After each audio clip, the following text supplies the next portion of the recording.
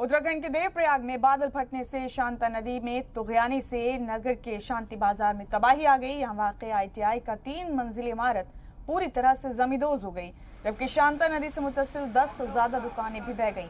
देवप्रयाग नहर से बस अड्डे की जानिब आने वाला रास्ता और पुलिया पूरी तरह से बह गए।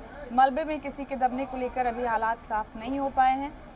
मीडिया रिपोर्ट्स के मुताबिक मंगल शाम करीब 5 बजे दशरथ आंचल पर्वत पर बादल फटने का हादसा हुआ। इससे शांता गदेरा में तुगयानी आई। ऐसे में ITI की एक 3 मंजिला बिल्डिंग पूरी तरह से जमींदोज हो गई। इसके अलावा मलबा आने से देवप्रयाग के बाजार की 10 दुकानों को नुकसान पहुंचने की खबर।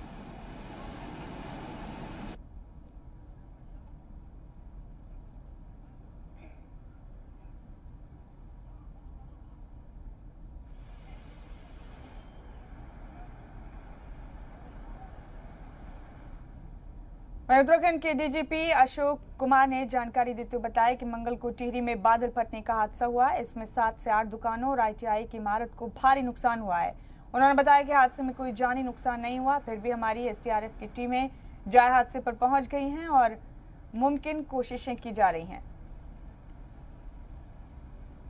टिहरी में काफ़ी बड़े स्तर पे बादल फटने की घटना हुई है और उसमें 7-8 दुकानें और जो ITI की बिल्डिंग को भारी नुकसान हुआ है, किंतु लॉकडाउन की वजह से दुकानें खुली नहीं थी, बंद थी, इसलिए कोई जनहानि नहीं हुई। हमारी SDRF की टीमें वहां पहुंच गई हैं और यथासंभव मदद पहुंचा रही।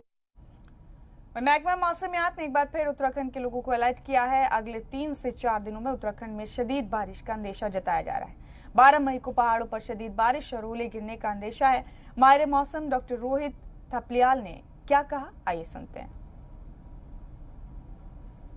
आज 11 मई को उत्तराखंड के पर्वतीय क्षेत्रों में अनेक स्थानों पे, जबकि मैदानी क्षेत्रों में कुछ स्थानों पे हल्की से मध्यम वर्षा और गर्जन के साथ वर्षा की संभावना है। उसके बाद 12 तारीख से उत्तराखंड में वर्षण में वृद्धि की संभावना है। तो 12 और 13 तारीख को उत्तराखंड के अधिकांश स्थानों पे हल्की से मध्यम वर्षा की संभावना है। साथ ही 11, 12 और 13 तारीख को उत्तराखंड के जो पर्वतीय क्षेत्र हैं विशेषकर, उनमें कहीं कहीं ओलावृष्टि की भी संभावना है।